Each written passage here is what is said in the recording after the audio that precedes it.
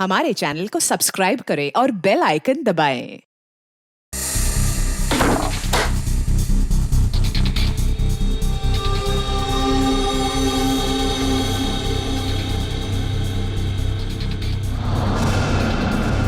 मुझे अपना के मुझे फिर से पराया क्यों कर दिया माँ?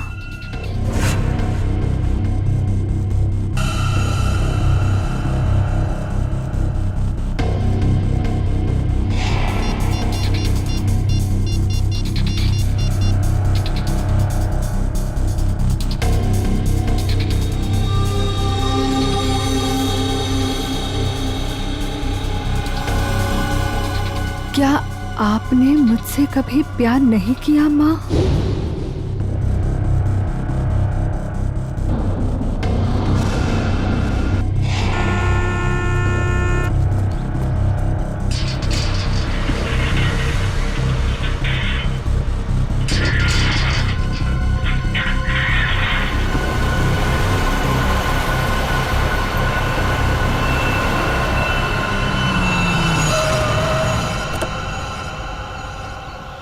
नमस्ते मैडम जी। नमस्ते।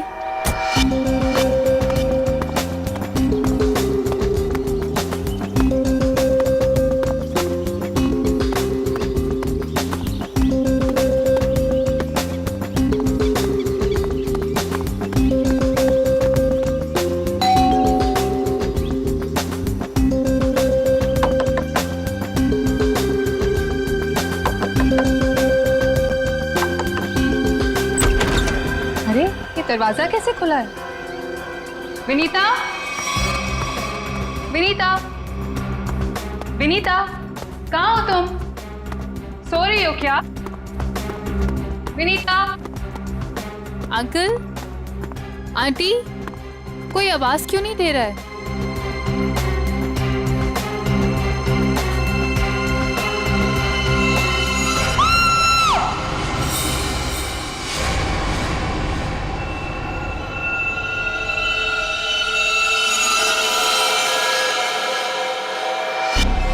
काफी खून बहा है सिर से। लगता है किसी भारी चीज से मारा गया है। सर बाथरूम में ये लोहे का रॉड मिला है सर, इस पे ताजे खून के धब्बे हैं। हो सकता है इन दोनों को मारने के लिए इस रॉड का इस्तेमाल किया गया है। उंगलियों के निशान मिल सकते हैं इस पे। संभाल के रख दो।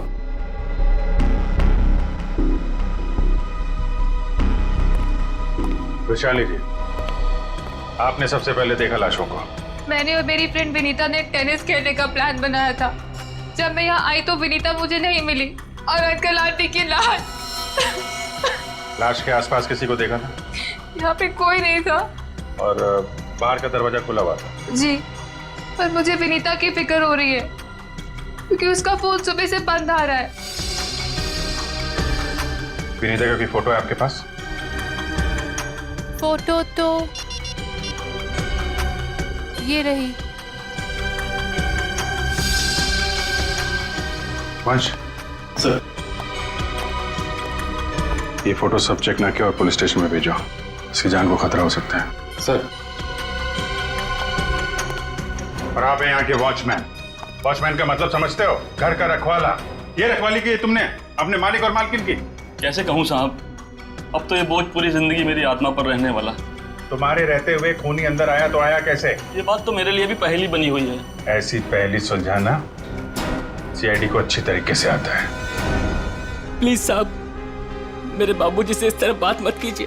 ये दिल के मरीज है और अगर इन्हें कुछ हो गया तो मेरा क्या होगा? चुप कर, माफ करना साहब, मेरा बेटा है, मुझसे बहुत प्यार करता है। चल जा, बाहर जाके बैठ।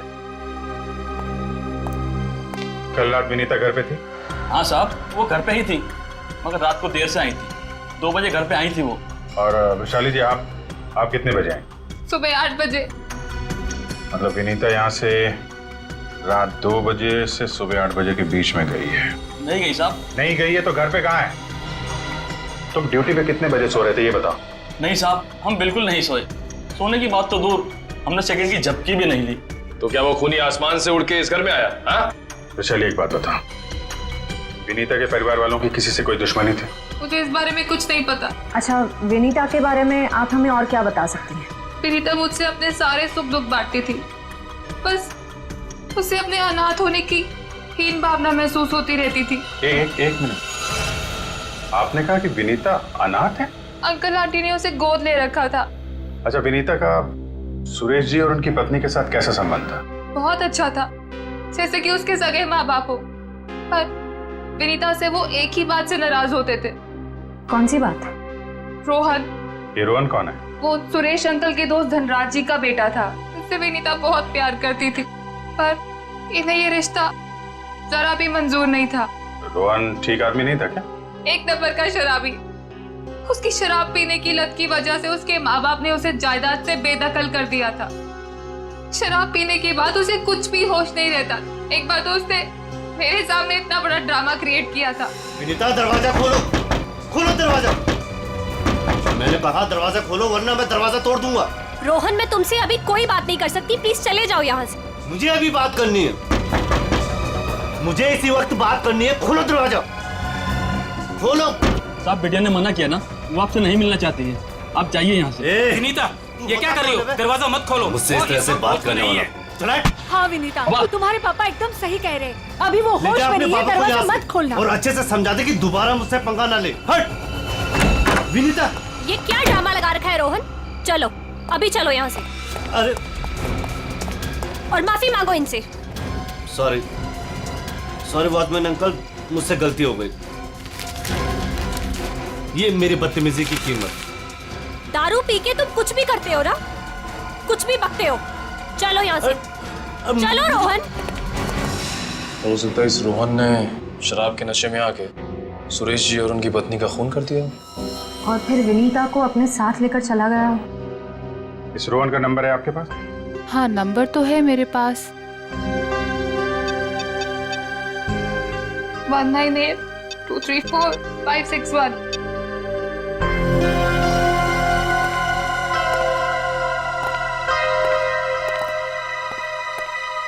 रोहन का फोन भी बंद आ रहा है। सर, अब एक बात समझ में नहीं आ रही है। अगर वो खूनी मेन गेट से अंदर नहीं आया तो फिर कहाँ से आया? घर को चेक करते हैं।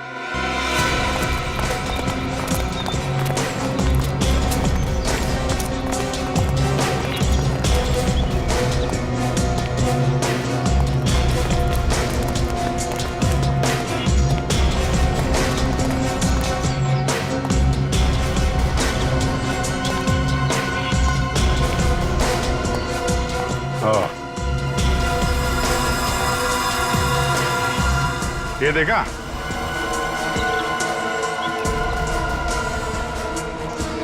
लगता है खूनी यहां से अंदर आया और फिर यहीं से बाहर भाग गया। सर, खूनी यहाँ से आ जा सकता है, लेकिन खूनी विनीता को यहाँ से कैसे लेके जा सकता है? हाँ सर, अगर विनीता के साथ उसने जोर जबरदस्ती की होगी तो विनीता चीखती चिल्लाती शोर मचाती। हो सकता है विनीता को बेहोश कर दिया। इसके पहले उसे कुछ हो, हमें उसे ढूंढना होगा और इस रोहन से भी मिलना पड़ेगा।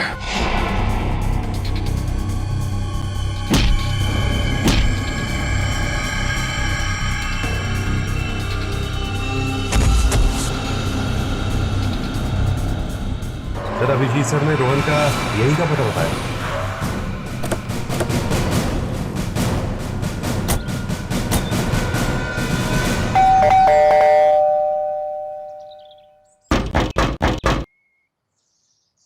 सर, ये रोहन वाकई में अंदर नहीं है या फिर जानबूझ के दरवाजा नहीं खोल रहा है? अभी पता चल जाएगा।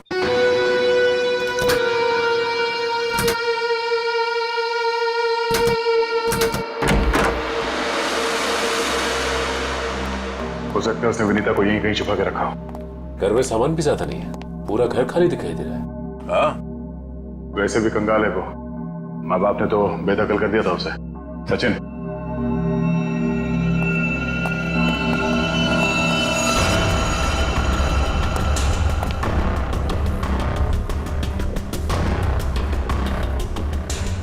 सर, यहाँ तो कोई भी नहीं है, ना ही विनीता और ना ही रोहन। हो सकता है उसने अपना ठिकाना बदल दिया। काम करो, घर की तलाशी लो, कोई ना कोई सुराग जरूर मिलेगा।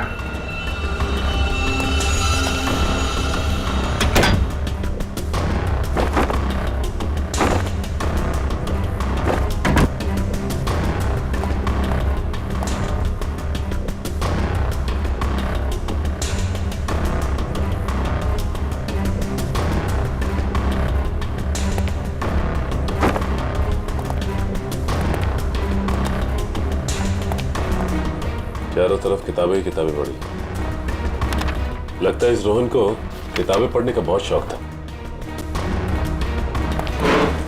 नजरिया बदलिए, बहुत अच्छी किताब है ये।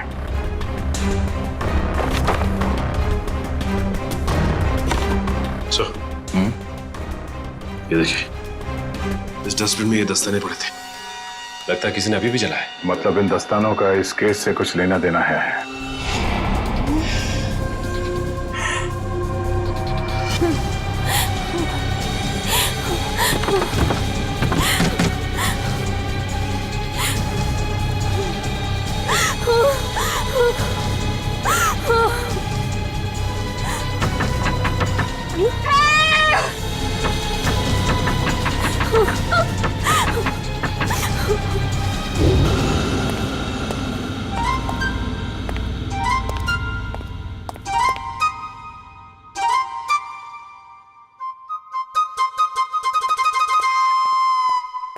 Ready sir. मेरे इतने बड़े शरीर के इत्तू से दिमाग में ना एक बात नहीं घुस रही है। कौन सी बात? ये रोहन का मेन मकसद था विनीता से शादी करना, करेक्ट? करेक्ट। फिर इसने अपने सास ससुर की जान क्यों ली? अरे वृषाली ने बताया था ना कि उसे शराब पीने की बहुत जबरदस्त लत थी, और शराब के नशे में लोग अक्सर कुछ भी कर जाते हैं, उन्हें कुछ याद नहीं रहता। हाँ क्या? क्या? शराब के नशे में इतनी ऊंची दीवार कोई कैसे चढ़ सकता है, भले रस्सी के सहारे क्यों? और फिर विनीता, वो तो शराब नहीं पीती, वो क्यों गई रोहन के साथ? सर वैसे भी विनीता तो उनकी सगी बेटी थोड़ी थी। जो कुछ भी हो, जो कुछ भी हो, लेकिन वो अपने माता पिता से बहुत प्यार करती थी। नहीं नहीं नहीं, नहीं कुछ और ही चक्कर है। लगता है इन दोनों को मारने का ही प्लान था। सर, हाँ, लगता है ये काम किसी लुटेरे का होगा। फ्रेडी लुटेरा नहीं हो सकता। कोई लूटने के लिए आता तो घर का सारा सामान वैसे के वैसे कैसे रहता? नहीं नहीं, ये मुजरिम जो भी है ना, उसका एक ही मकसद था, इन दोनों को खत्म करने का। सर, हाँ, एक बहुत ही हैरान कर देने वाली बात पता चली है। क्या? सर, विनीता ने 1 हफ्ते पहले फायर ब्रिगेड में फोन किया था, और ये रही उस फोन कॉल की audio clip. Hello fire brigade, मेरे घर में आग लगी है, प्लीज जल्दी किसी को भेज दीजिए। मेरा एड्रेस है 603 हर्ष विहार शांति नगर। लेकिन सर, जब फायर ब्रिगेड वाले उनके घर पहुंचे तो विनीता की मम्मी माला जी ने उन्हें ये कहकर वापस भेज दिया कि वहां कोई आग वाग नहीं लगी है। हाँ, उसके घर में तो कोई आग लगने का निशान भी नहीं मिला। अरे झूठ क्यों कहा उसने? यही बात तो समझ में नहीं आ रही। फायर ब्रिगेड वाले ने खुद देखा था स्टोर रूम से धुआं निकलते हुए। उसने अंदर जाना भी चाहा, लेकिन माला जी ने उसे रोक दिया। माला जी ने फायर ब्रिगेड वाले को अंदर जाने से रोक दिया? क्यों? कुछ और ही चक्कर है।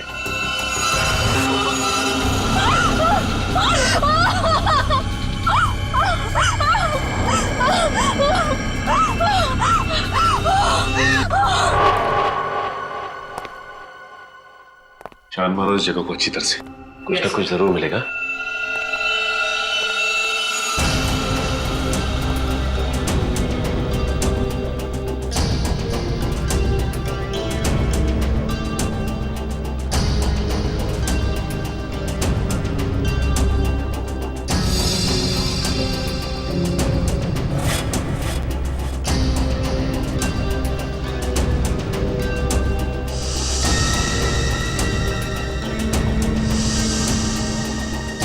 ये क्या हुआ सर? सीलिंग पे पेंटिंग बनाया। बड़ी ही अजीब बात है। देखते हैं।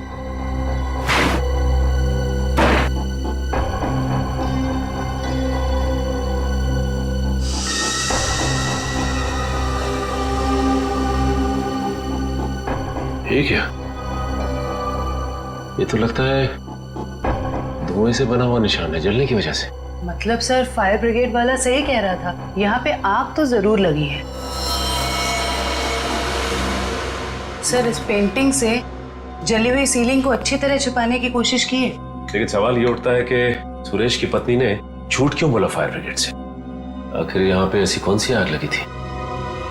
सीलिंग का सिर्फ यही वाला हिस्सा जला।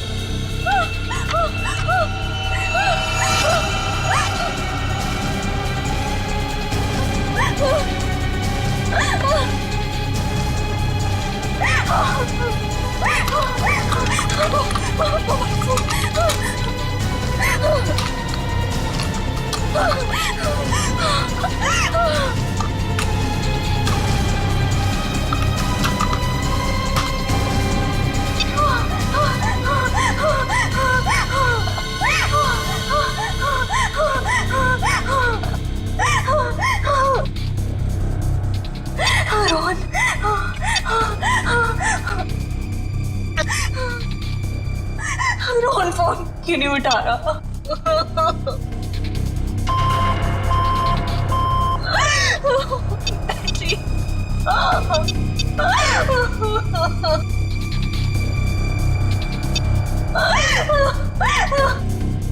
वैशाली पे फोन नहीं उठा रही। बैटरी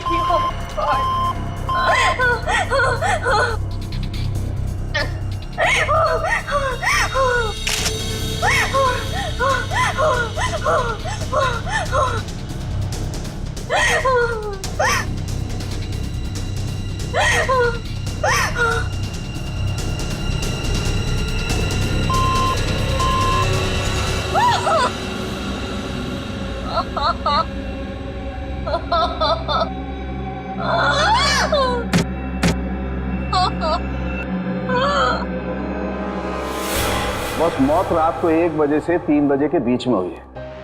और सर वॉचमैन कह रहा था कि विनीता रात को 2 बजे घर लौटी थी। सर अगर खून उससे पहले हुए होते तो वो चीखती चिल्लाती या बाहर जाती। मतलब खून 2 और 3 बजे के बीच में हुए हैं। सालून के साहब, हमें जो लोहे का रॉड मिला था उसके ऊपर से खूनी के उंगलियों के निशान मिले या नहीं? नहीं, बस कोई उंगलियों के निशान नहीं मिले। नहीं मिले? रोहन के घर में से हमें आधे जले हुए ग्लव्स मिले थे। कहीं रोहन ने वो ग्लव्स तो नहीं पहने थे ये खून करते वक्त? हो सकता है, तारिका वही चेक कर रही है। सर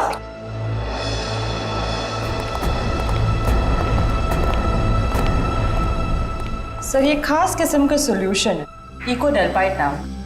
अगर मैं इस सॉल्यूशन को इन दस्तानों पर डालूं तो इन दस्तानों पर जो कुछ भी लगा हुआ होगा वो अलग हो जाएगा। अरे वाह, फॉरेंसिक टेक्नोलॉजी कहां से कहां पहुंच गई है।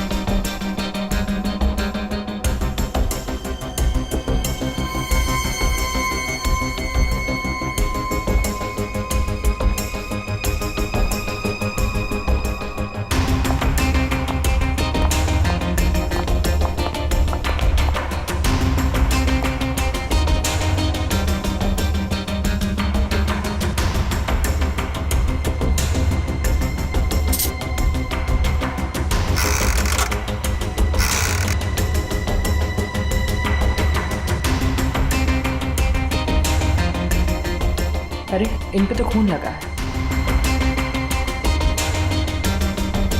देखते हैं किसका है।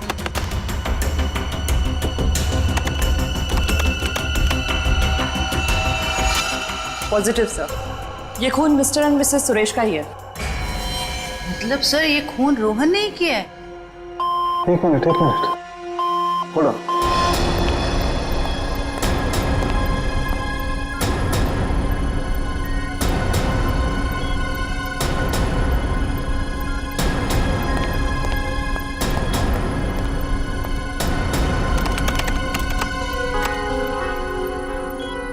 बस वो देखो,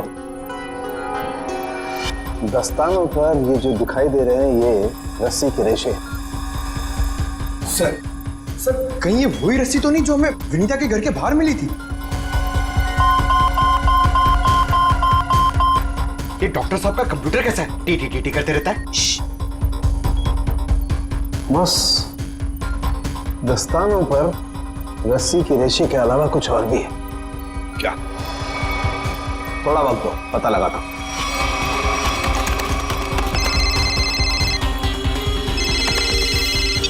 हाँ श्रेया, ठीक है। क्या? सर विनीता का फोन थोड़ी देर के लिए ऑन हुआ था, उसके घर के बिल्कुल करीब। और सर उसने सोशल नेटवर्किंग साइट पे अपने दोस्त को एक SOS मैसेज भी भेजा है। श्रेया मुझे लिंक अभी भेज रही है सर। ये देखिए सर। मैं घुटन से मर रही हूं, प्लीज मुझे बचाओ। Vinita, my God.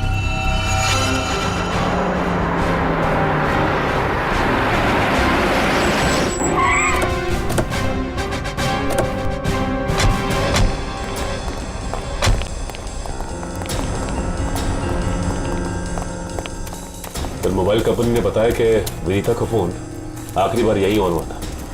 इस घने जंगल में नेटवर्क मिला, यही बड़ी बात है। जरा देखो आसपास।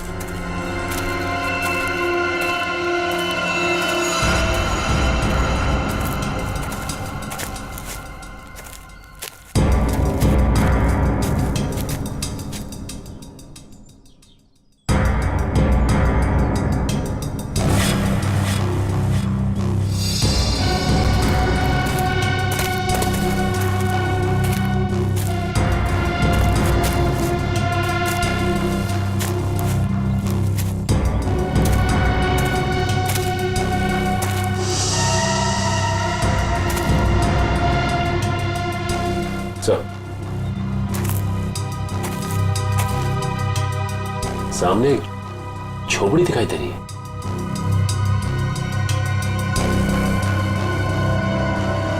दिव्या, वंश,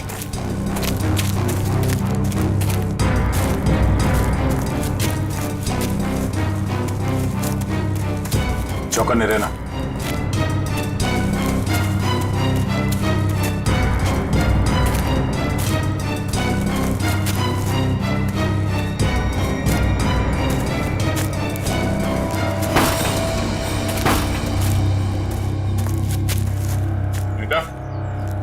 बेटा, तो तलाशी लो।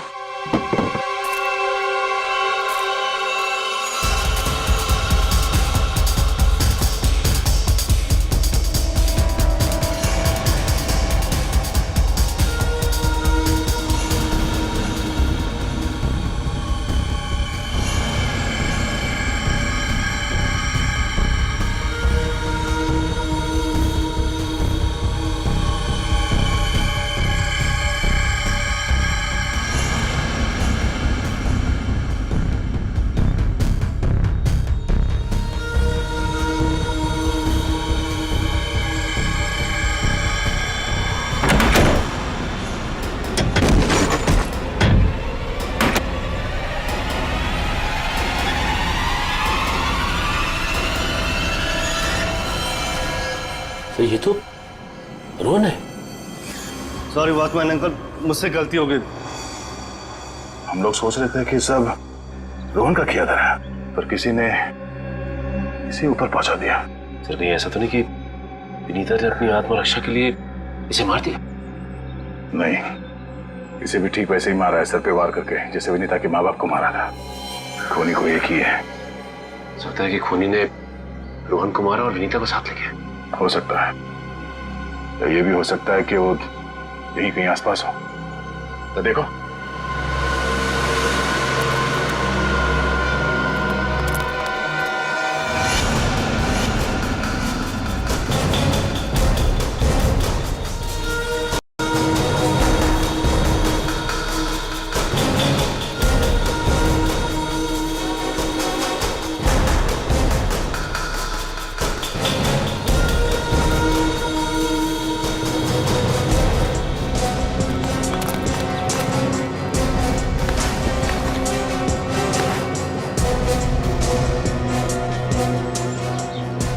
सर आसपास भी कुछ नहीं मिला सर। तो कुछ नहीं हुआ। सर ये देखिए, फावड़ा और कुदाल।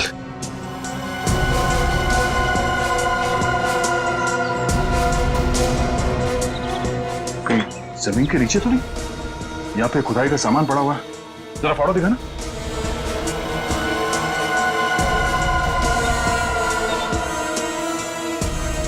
इस फावड़े पे गीली मिट्टी लगी हुई और ये पत्ता। तो विनीता को यहाँ जमीन के नीचे रखा गया है, जंगल के किसी ऐसे हिस्से में जहां पे ये पत्ते मिलते हो। ढूंढो, जरा देखो आसपास।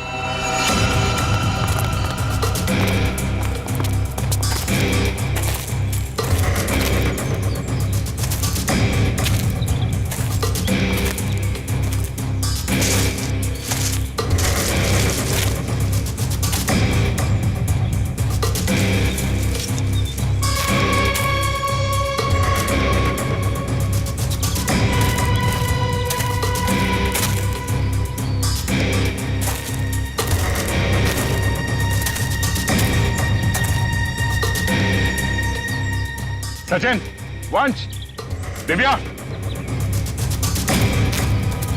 ये देखो, लगता है हाल फिलहाल में यहाँ खुदाई हुई है। वंश, खुदाई का औजार लिया जल्दी। सर।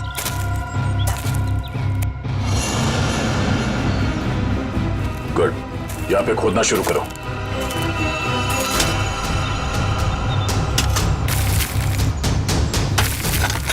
एक मिनट हट जाओ।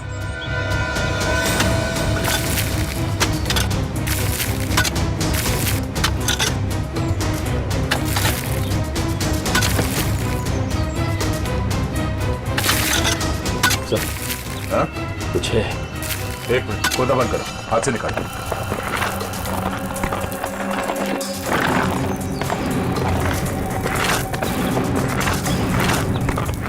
तो इसके अंदर तो नहीं?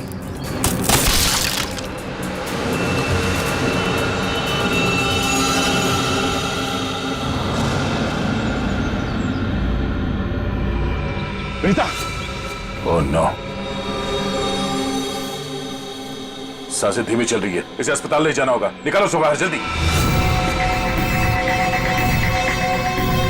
हाथ दो, निकालो बाहर निकालो, पैर पकड़ो उसके। चलो।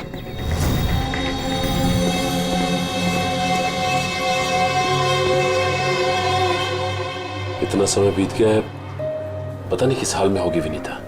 हम तो वक्त रहते उसे यहाँ ले आए, उम्मीद तो यही है कि वो ठीक हो जाएगी। ठीक भी हो जाएगी तो भी रोहन की मौत और उसके माँ बाप की मौत का सदमा पता नहीं बर्दाश्त कर पाएगी कि नहीं। मैं हमेशा कहता हूँ कि सीआईडी में सबसे मुश्किल काम यही है, किसी को किसी अपने की मौत की खबर देना। हाँ डॉक्टर साहब, कैसी है विनीता? अब खतरे से बाहर है, उन्हें होश आ गया। गुड, हम उनसे बात कर सकते हैं? हाँ बात कर सकते हैं, लेकिन वो काफी तनाव में, बहुत देर तक कम ऑक्सीजन में रहने की वजह से फिलहाल बहुत ज्यादा कमजोर है वो। थोड़ा संभाल के ध्यान रखिएगा इस बात का। ठीक है, हम इस बात का ख्याल रखेंगे। Thank you. चलो।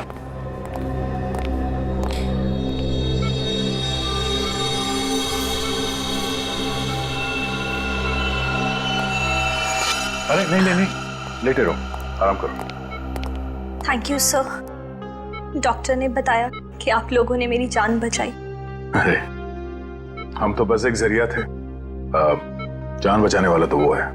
ये ऊपर वाले की भी मुझे समझ नहीं आती, जब उसने मेरी जान बचाई तो मेरे मम्मी पापा की जान भी बचा लेते। तो तुम्हें अपने माता पिता के मर्डर के बारे में पता है? हाँ जी सर, जिस वक्त ये सब हुआ मैं नीचे हॉल में रोहन से फोन पे बात कर रही थी, तभी मैंने कुछ आवाजें सुनी। फिर क्या हुआ? और जैसे ही मैं दौड़ के ऊपर गई तो किसी ने मुझे क्लोरोफॉर्म सुंघा दिया, लेकिन मैं पूरी तरह से बेहोश नहीं हुई थी। और किसी ने मेरी आंखों के सामने मेरे मम्मी पापा का खून कर दिया। सर, जिस किसी ने भी मुझे दोबारा अनाथ किया है, आप प्लीज उसे छोड़िएगा मत, उसे फांसी होनी चाहिए, फांसी। बिल्कुल, तुम्हारे माता पिता और रोहन के खूनी को हम क्या? रोहन का भी खून हो गया? अब मैं किसके सहारे जीऊंगी? प्लीज सर, संभालिए अपने आप को, प्लीज। अच्छा ये बताइए कि आपको कब पता लगा कि आप उस बॉक्स के अंदर बंद हैं? जब मेरी आंखें खुली तो मैं एक घुटन भरे बक्से में थी। मुझे नहीं पता था कि किसी ने मुझे जिंदा दफन कर दिया। अच्छा विनीता, उनमें से किसी का चेहरा देखा था तुमने? नहीं सर। ठीक है। आरोप साहब, दया, वो जो रस्सी है, उस रस्सी पर मुझे भेड़ का बाल मिला है। उस रस्सी पे भेड़ का बाल मिला? हाँ दया, भेड़ का बाल। और भेड़ भी ऐसी वैसी नहीं, हिमालय पर रहने वाली भेड़। ओह, मतलब वो रस्सी किसी ऐसे आदमी का है जो हिमालय पर्वत के आसपास जाके आया है या फिर वहीं का रहने वाला है? बिल्कुल बिल्कुल। ठीक है डॉक्टर साहब, मैं आपसे बाद में बात करता हूँ। ओके। अच्छा हाँ दया, विनीता कैसी है? ठीक है, होश आ गया उसे। गुड गुड, चलो ठीक है फिर, बाय। Okay sir. विनीता, ये बताओ कि तुम्हारे आसपास में कोई ऐसा आदमी है जो हाल ही में हिमालय जाके आया था क्या, या फिर वहीं का रहने वाला हो जो यहाँ पे आया हो? सिर्फ हिमालय पे नहीं, नेपाल भी गए थे मम्मी पापा। अच्छा, कब की बात है? 1 महीने पहले की। वो खुद से वहां गए थे या ये ट्रैवल एजेंट के जरिए टूर पैकेज में? टूर बुक करवाया था सर। इससे उनके पैसे भी बच जाते थे और उनके नए दोस्त भी बन जाते थे। लेकिन उन्हें नहीं पता था कि ये टूर उनकी जिंदगी का आखिरी टूर होगा। संभालो अपने आप को। विनीता, हमें उस ट्रैवल एजेंट का नंबर चाहिए। सर, विनीता के माता पिता के साथ जितने भी लोग नेपाल गए थे उन सभी से पूछताछ कर लिए। तो क्या पता चला? सर, नेपाल में एक अनाथ आश्रम है। सुरेश जी और माला जी जब भी नेपाल जाते थे वो इस अनाथ आश्रम में जरूर जाते थे। बानवीर संस्था। विनीता को भी तो यहीं से गोद लिया था माला और सुरेश ने। जी सर। हाँ, देखते हैं जरा इनसे बात करके। हेलो, हाँ देखिए, मैं एसीपी प्रद्युमन बोल रहा हूँ सीआईडी से। जी हाँ, मुंबई। अच्छा देखिए, मुझे माला और सुरेश के बारे में कुछ इंफॉर्मेशन चाहिए। हाँ हाँ, वो 1 महीने पहले आपके यहाँ आए थे ना? अच्छा अच्छा, तो प्लीज एक काम करेंगे आप, वो फोटोग्राफ्स हमारे सीआईडी के वेबसाइट पर मुझे भेज देंगे आप? Okay, thank you. क्या हुआ सर? किसकी तस्वीरें मंगवाई आपने? विनीता को गोद लेने से पहले सुरेश और माला ने इसी अनाथ आश्रम से 1 साल पहले एक लड़के को गोद लिया था, गोविंद नाम में। गोविंद, लगता है फोटोग्राफ्स आ गए।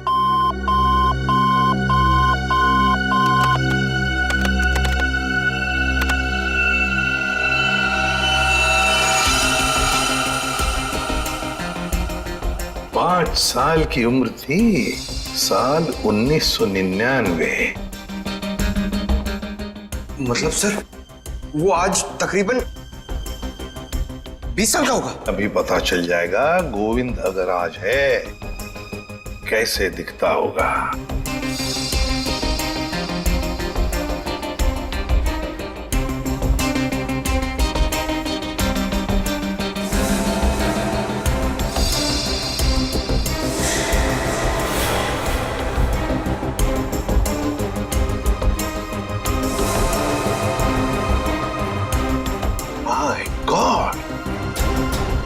माय गॉड, ये गोविंद है।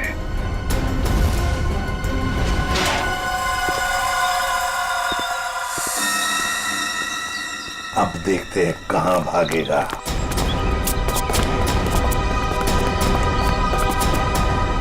ठीक है सर, हमें देख के अंदर भाग गया है। जब गीदड़ की मौत आती है तो वो शहर की तरफ भागता है, मगर ये तो अंदर भाग गया।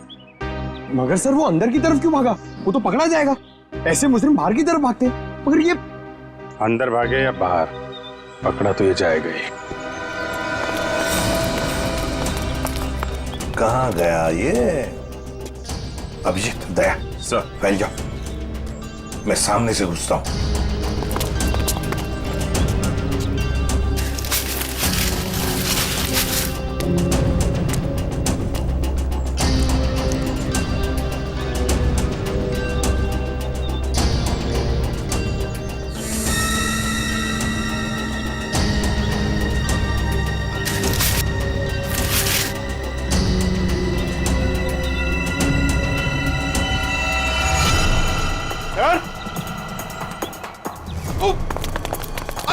सर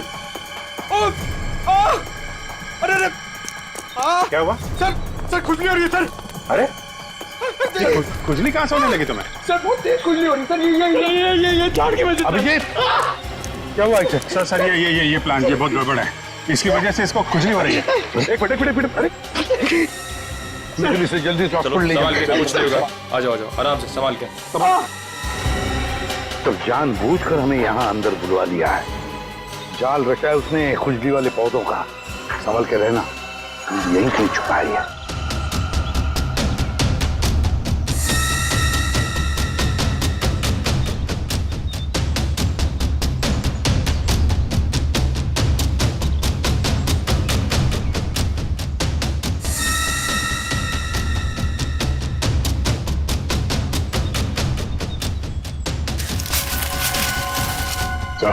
हाँ?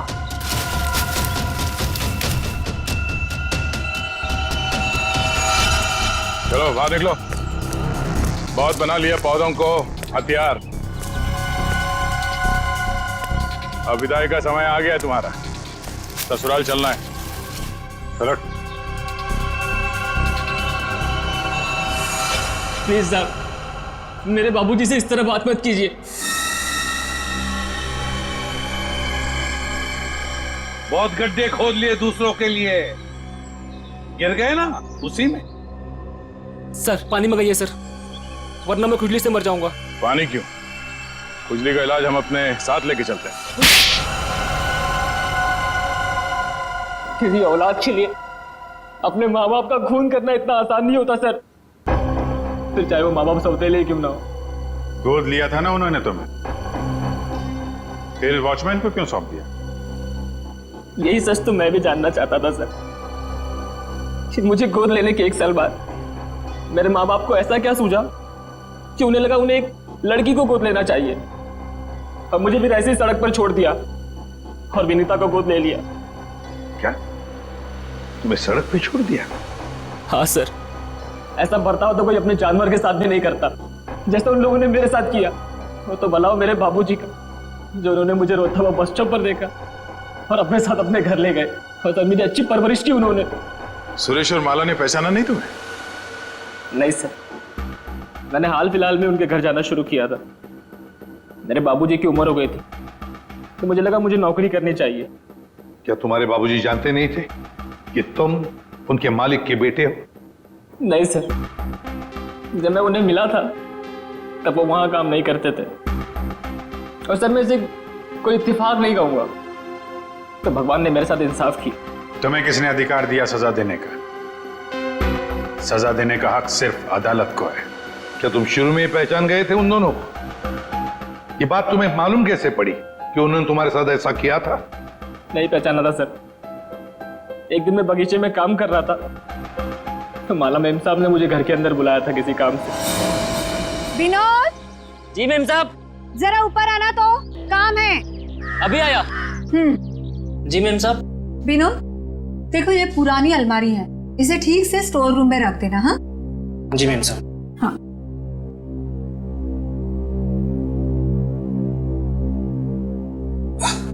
क्या हुआ विनोद, बहुत भारी है क्या? बहुत ज्यादा भारी मेम साहब। एक काम करता हूँ, इसमें से कुछ सामान बाहर निकाल लेता हूँ। मगर निकाला हुआ सामान फिर से रख देना अंदर। हाँ जी मेम साहब। हाँ।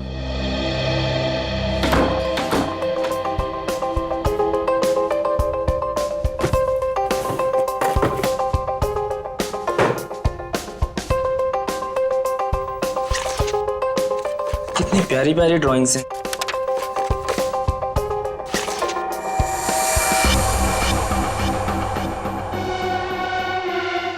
ये तस्वीर तो मेरे बचपन की है।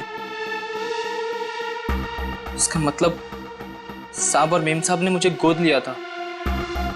विनोद, कितनी देर, जल्दी करो। जी मेम साहब, बस हो गया।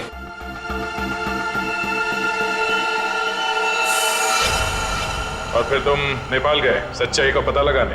हाँ सर, और जब मुझे सच का पता चल गया तो मैंने पूरे परिवार के नाक में दम करना शुरू कर दिया।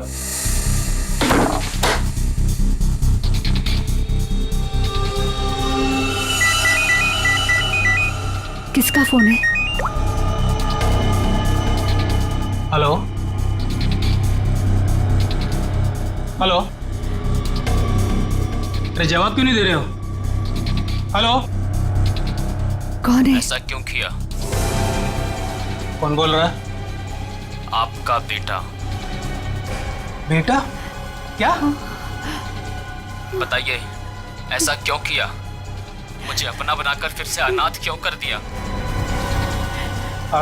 देखो, ऐसी बातें फोन पर नहीं होती हैं। आमने सामने मिलो, फिर बैठ के बात करते हैं। बताइए कहाँ मिलना है? मेरे घर। ठीक है, पहुंच गया।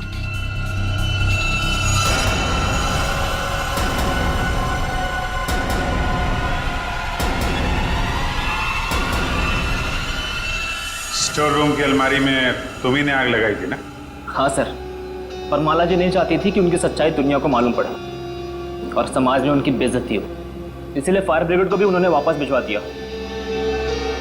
और रोहन? रोहन को क्यों मारा?